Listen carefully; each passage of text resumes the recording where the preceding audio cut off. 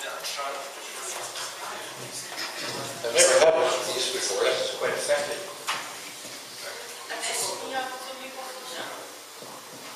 Excuse me if I sit down, my feet get tired. Ist das? So.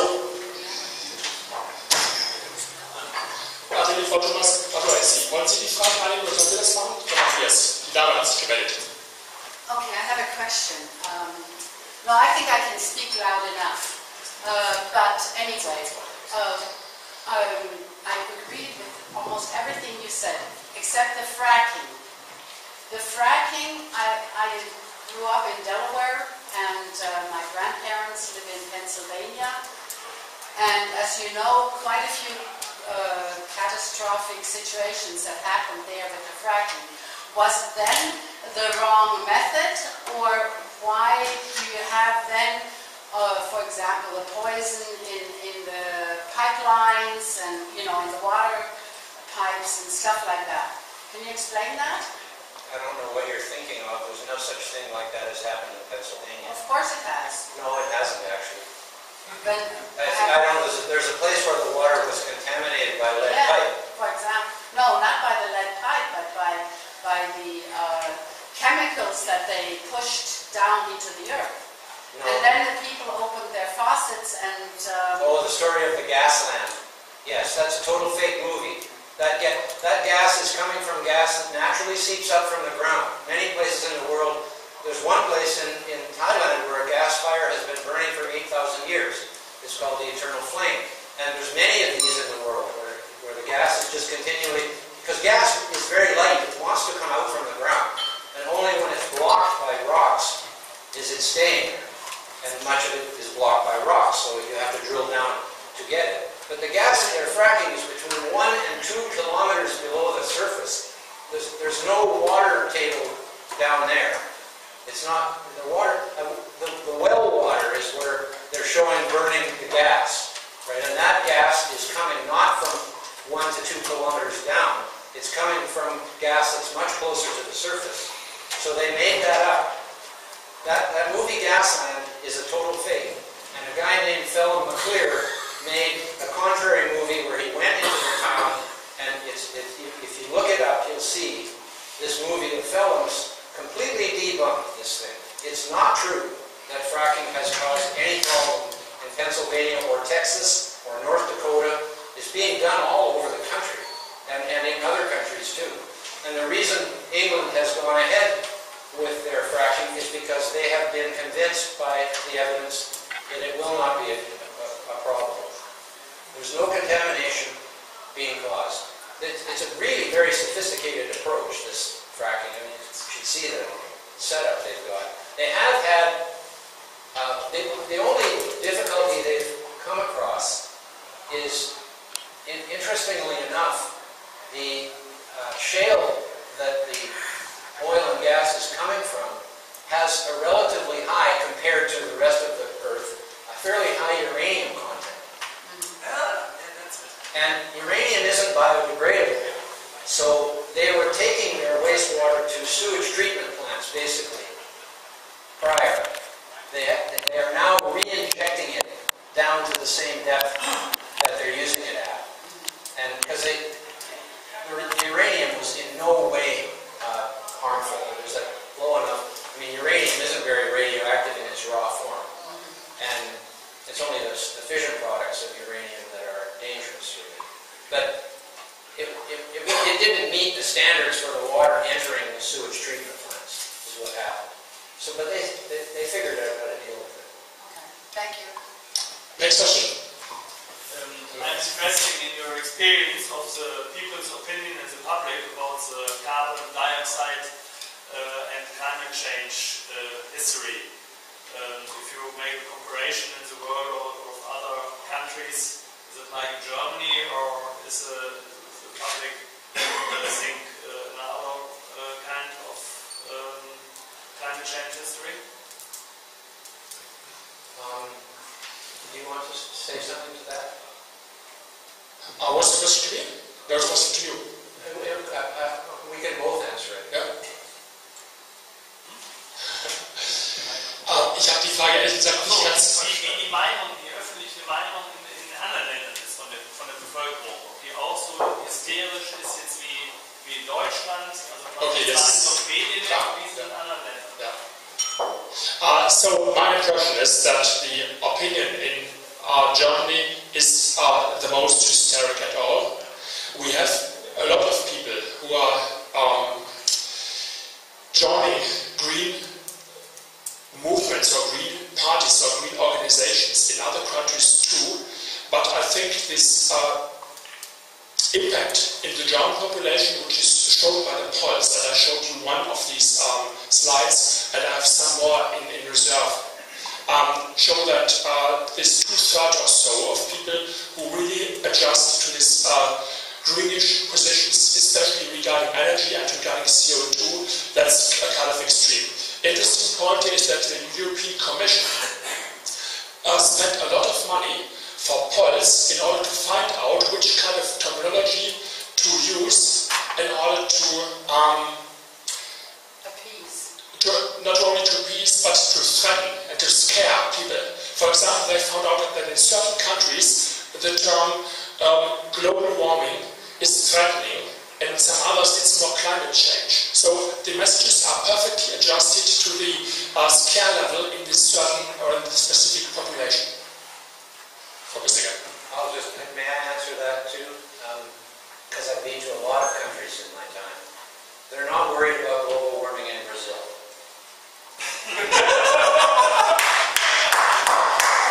They are very worried about global warming in Sweden.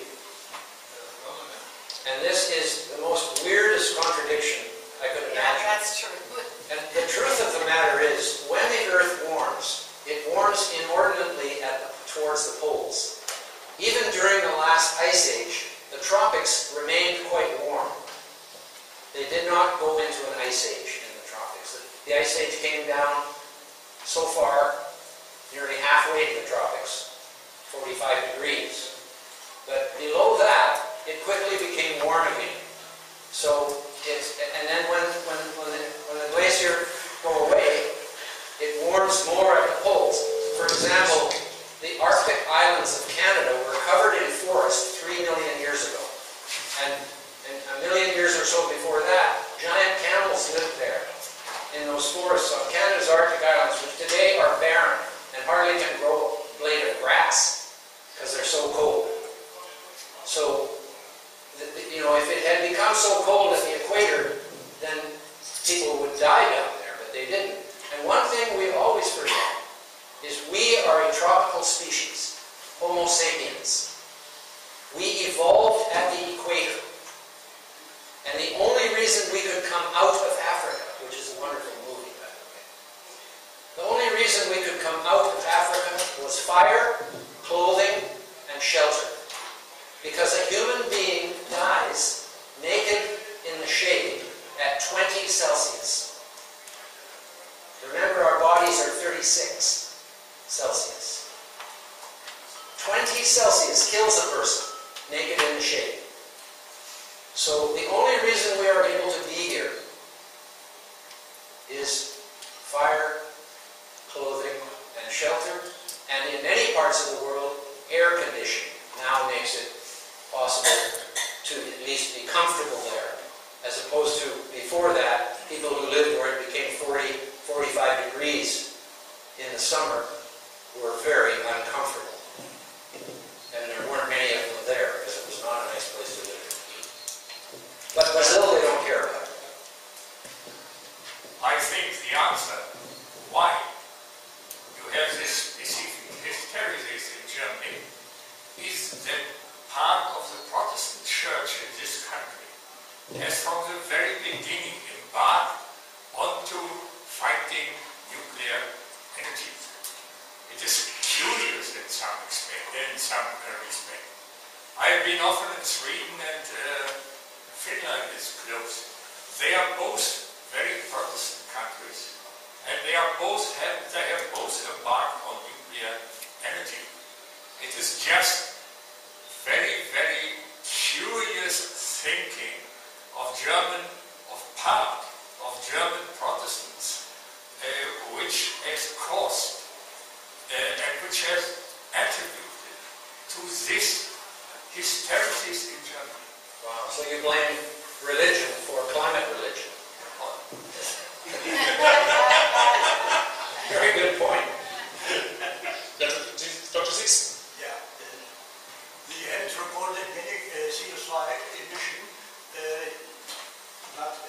increase, steadily decrease, but the anthropogenic part lies by permanent 3% of the whole CO2 concentration in the atmosphere.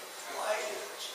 Sorry, I don't understand the question just because I can't hear the accent. Anthropogenic or human. Oh, human emissions, yes. CO2 emissions. Yes. Increase. But the human part and the whole concentration in the atmosphere lies by 3%. Why is it so? Because people are confusing what in economics would be the balance sheet with the cash flow statement. And they are two different things. A balance sheet is a snapshot in time. The cash flow statement is a statement of the movement back and forth of money. The balance sheet of the atmosphere is 850 billion tons of carbon in the atmosphere. When you add 10 billion tons of new CO2, that is not the same as CO2 cycling through the plants and soils on an annual basis. That's cash flow. This is increasing the balance sheet, the bottom line. So we are actually introducing nearly 100% of the new CO2 into the atmosphere, into the global carbon cycle. Whereas before, it was out of balance and then more CO2 was coming down than was going back. And our emissions have changed that, just 10 billion tons a year. It wasn't that much going down each year because for 150 million years, it went down from 2,500 to about 5,550. So about 2,000 ppm of CO2 were removed in 150 million years. So that's not much each year, but it was a continuous drawdown. And now it's going back up because we are putting the CO2 back. But I don't know, does anybody else here understand what I'm saying about not confusing balance sheet with cash flow statement in finance? Yes, that's what, and too many skeptics are buying this 3% argument, that we're only responsible for 3% of the annual emissions. But the annual emissions from plants are coming down again every year as absorption. But the Earth is not, we are not making more coal every year by this kind of number. So it's exactly the same thing. So we're confusing flows with stocks. Exactly. Very good. Yes.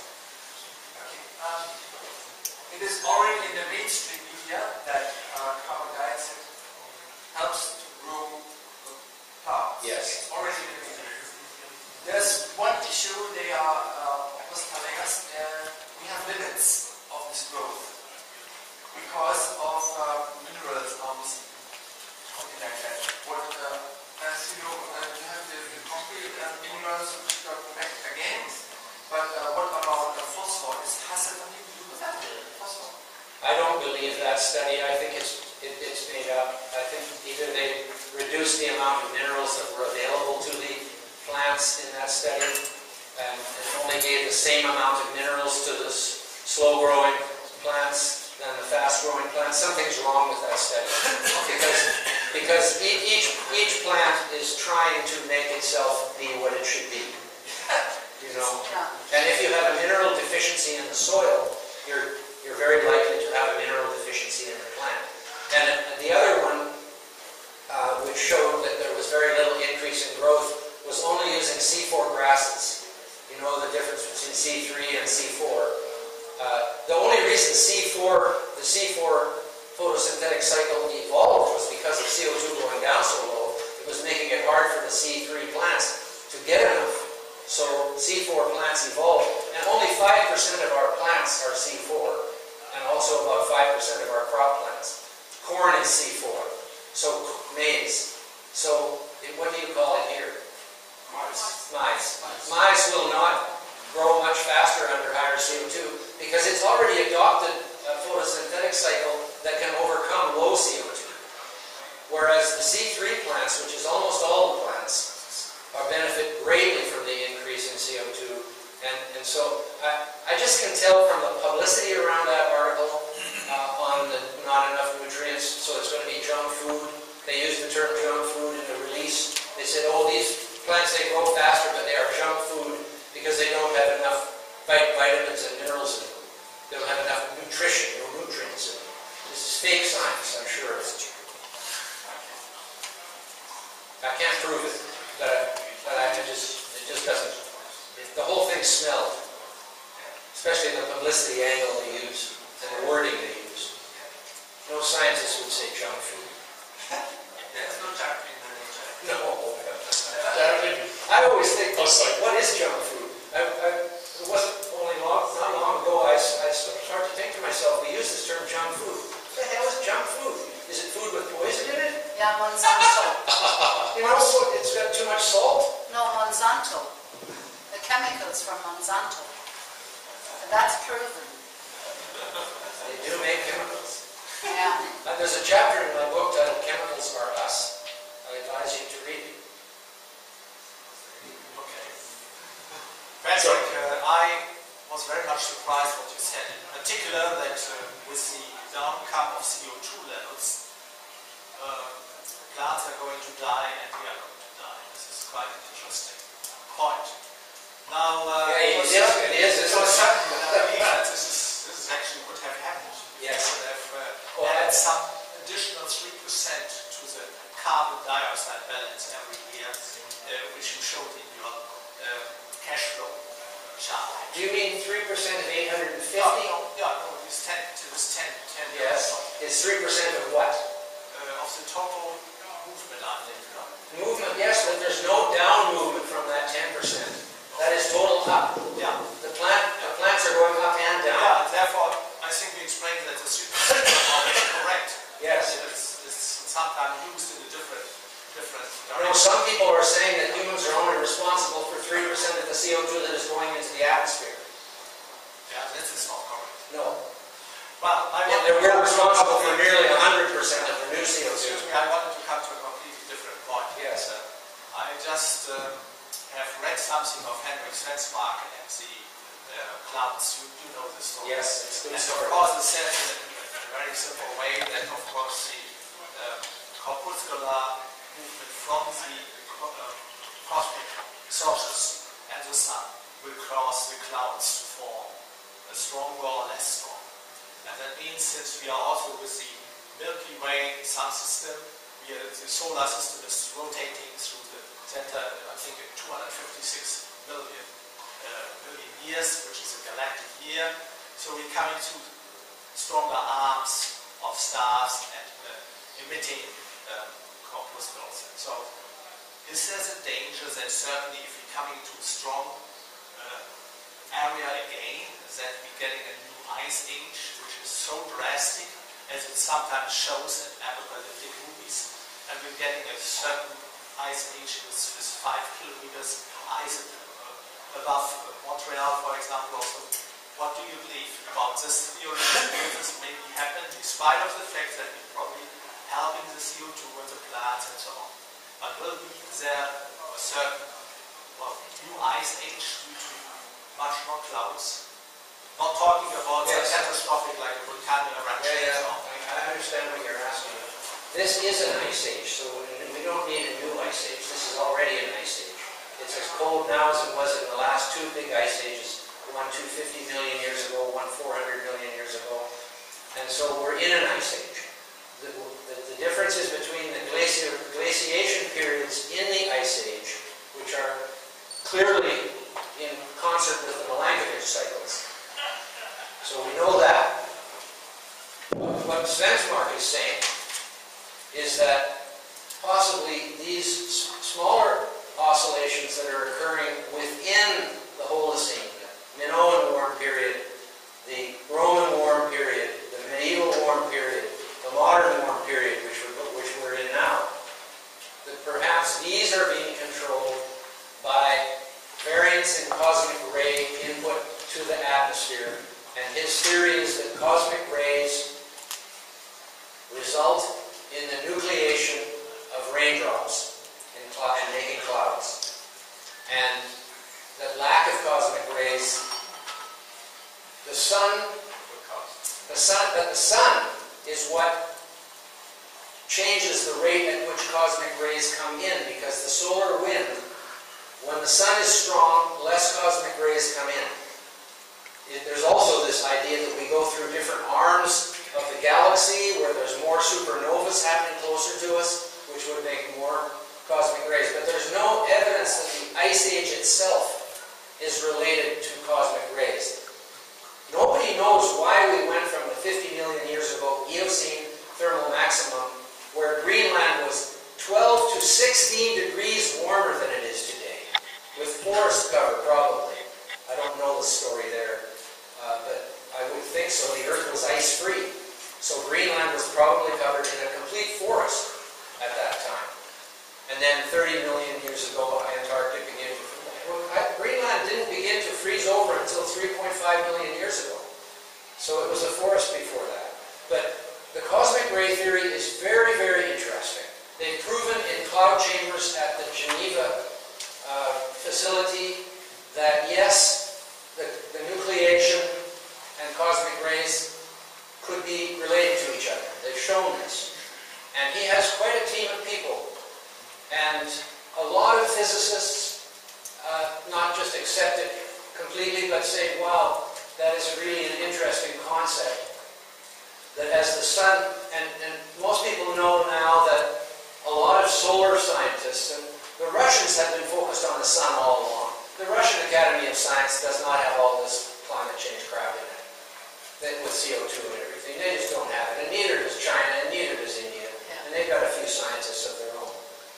But what Russia's focused on the International Space Station, they've been totally focused on the sun for a long time.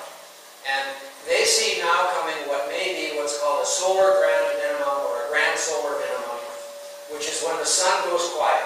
The sunspots disappear.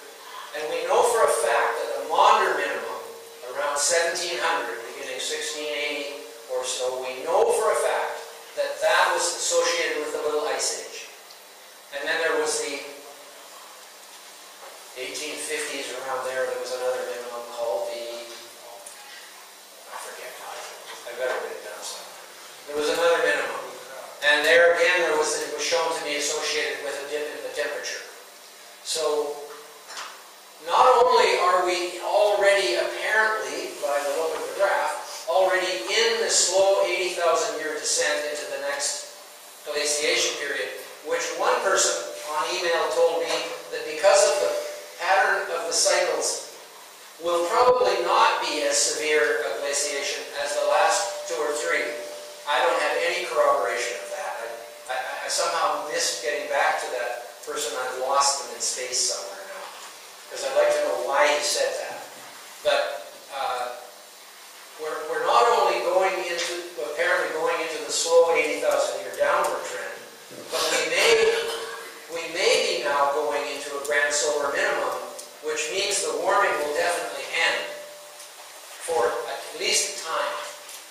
But there has been, tended to be, approximately 500 years of warming and 500 years of cooling, because the Minoan warm period was 3,000 years ago, the Roman warm period was 2,000 years ago, the medieval warm period was 1,000 years ago, and the Little Ice Age was peaking around 1700, so actually that was more like a 700-year cycle.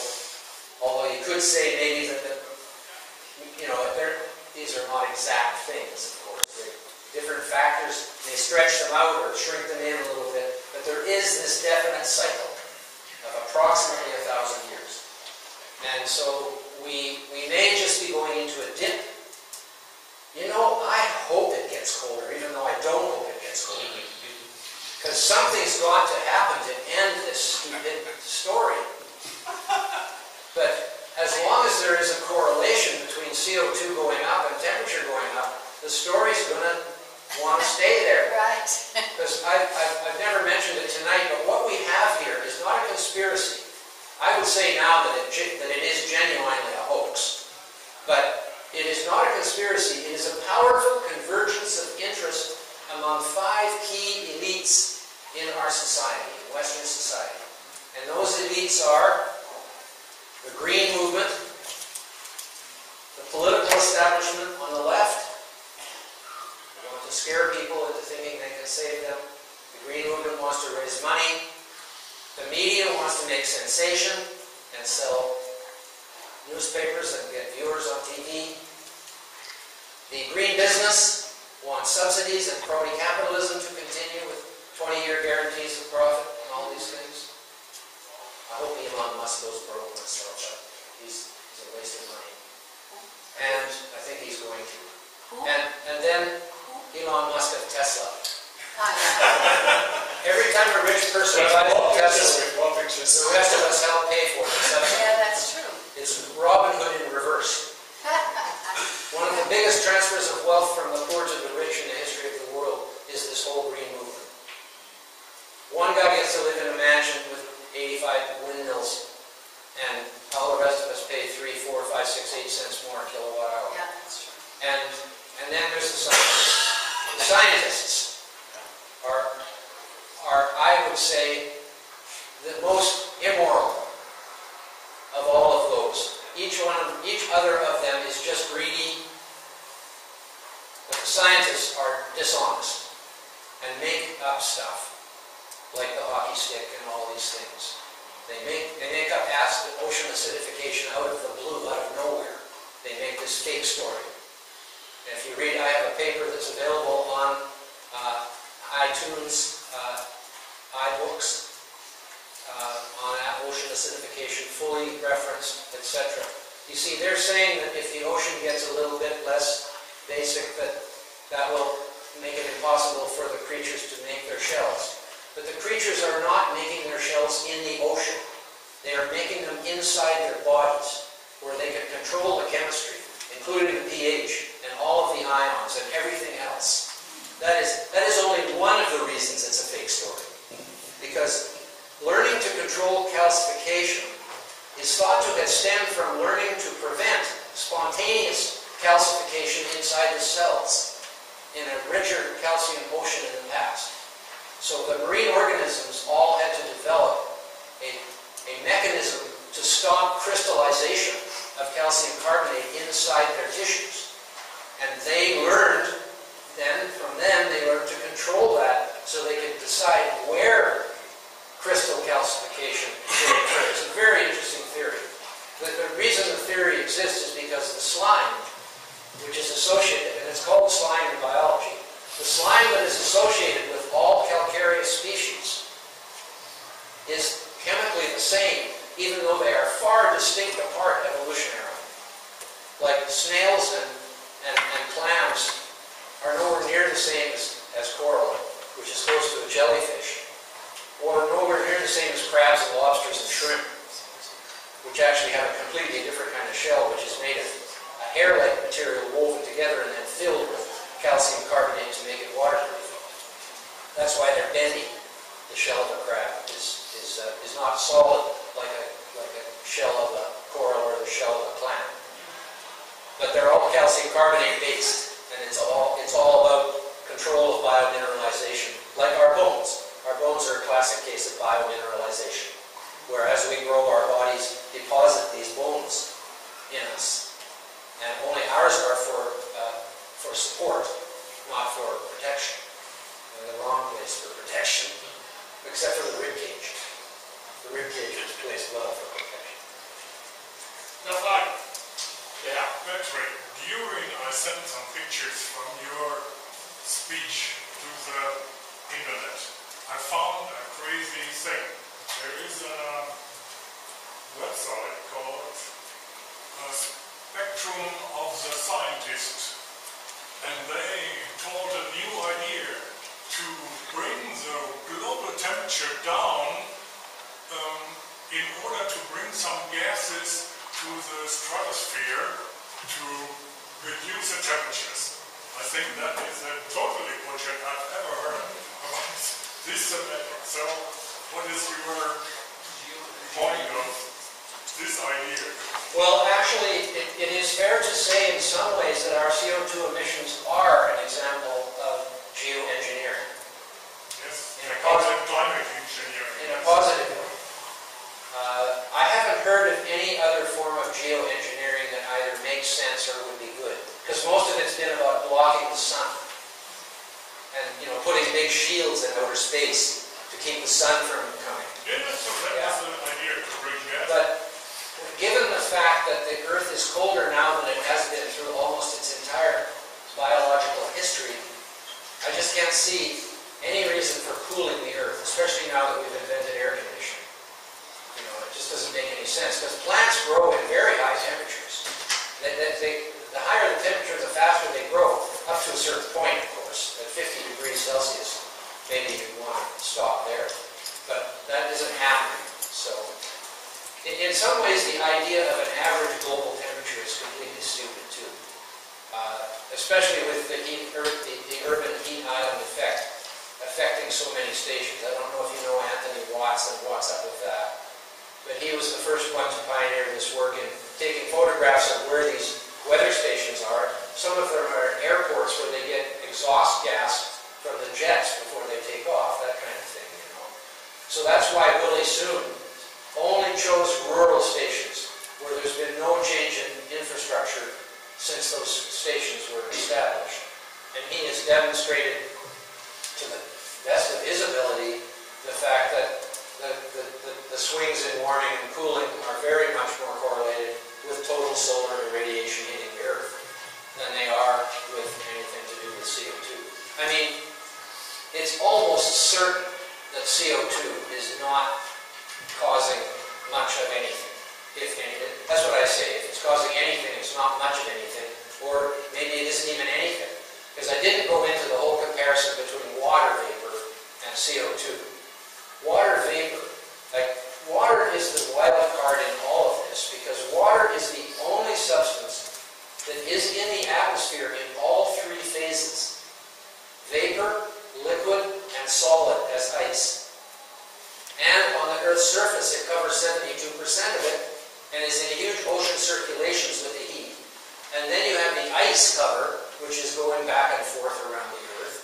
So water plays the most important role of all in creating the Earth's temperature. And water is in the air, water vapor in the air ranges between 1% and 4% of the atmosphere. CO2 is 0.04%. So water is 25 to 100 times as present in the atmosphere as CO2. The other thing, though, is water is far more powerful greenhouse gas, because the spectrum of absorption covers a much wider spectrum, including part of CO2's fairly narrow spectrum. So it may be, not only does water vapor overpower the CO2, but nullifies it almost completely, because the water absorbs the whole band that CO2 would absorb, and the CO2 does nothing. Well, the CO2 does something. When the CO2 goes up into the, they say that there's a theory that greenhouse gases are false. Nebolov, is that his name? Anyways, there's a story that CO2 gas doesn't exist. Doesn't exist? Doesn't exist, yes. It's Nikolov. He's all over the internet and social media, a guy named Nikolov. And he's saying, it's too far to go into, but he's saying it's not true. But it is true, but water vapor and water in general is probably 98% compared to 2% for CO2, and water vapor may even nullify the 2%. That's sort of how I see it. And I'm working with a fairly high-level group of people as part of the CO2 Coalition in Washington, D.C. William Hacker, for one, who was chief scientist to the Energy Department under one of the Bushes. He's in his 80s now. but he's very active. He's our chairman. And the other person is, that's really a serious guy, is Richard. I can't remember his name. Look up CO2 Coalition on the internet, and you will see who we are.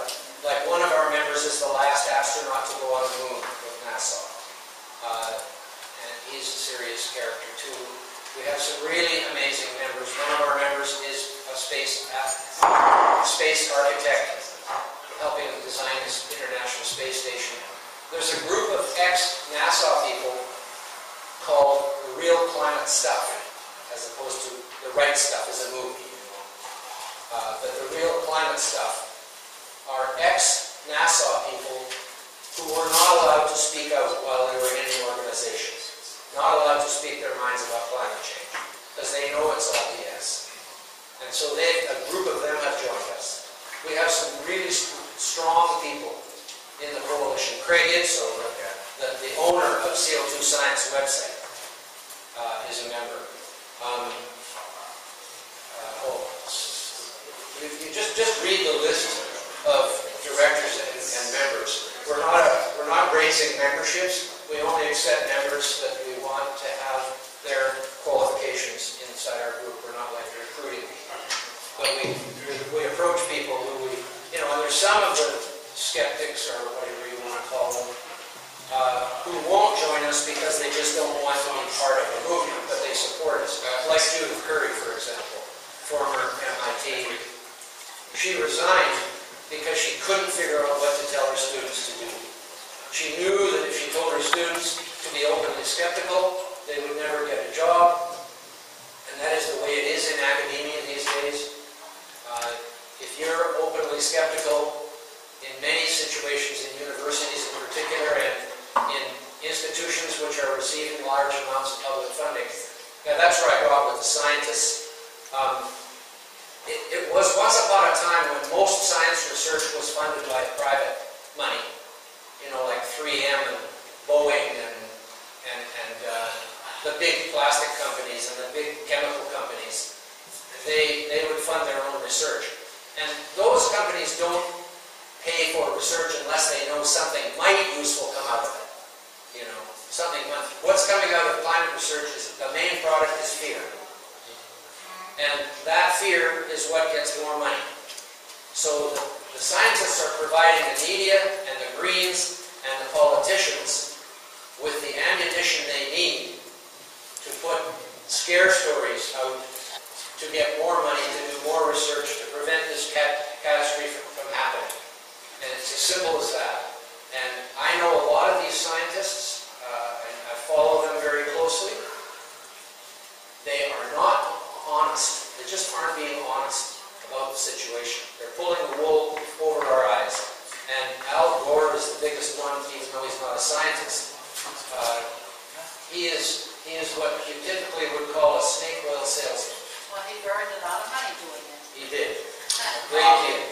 And he's just a total fake. Yeah. Patrick, given the time, I think there's some dissolving happening here. Yes, I don't blame you. My goodness, they're a wonderful audience in space. So welcome. Some people have written down questions to me before. And now the question is, should we still discuss them, or would you take back your notes, write on your email address, and I would try to get in contact with you within the next week or so, and send you a few keywords of written answer.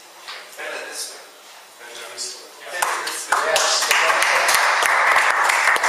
Dann würde ich Sie bitten, dass Sie gleich anschließend nochmal kommen, Ihren Zettel herausnehmen, die E-Mail-Adresse dazusetzen, dann kann ich dann entsprechend antworten. Okay. Noch eine kurze Anmerkung. Vielleicht kann Herr Ermeke das noch übersetzen. Sie haben vorhin angesprochen, dass Monsanto irgendwie eine böse Firma ist. Da muss ich Ihnen eigentlich ein bisschen widersprechen. Wenn Sie zum Beispiel darauf anspielen, wie Monsanto in Indien agiert, so ist das eigentlich nicht. Auf unserer Webseite haben wir zum Beispiel ein Interview mit Professor Jakobsen und der berichtet etwas detaillierter, wieso Monsanto eigentlich diesen Ruf bekommen hat. Ja? Sie arbeiten eigentlich nicht so, wie es in Deutschland zum Beispiel auch dargestellt wird. Danke. Auf unserer Webseite können Sie das alles nachlesen.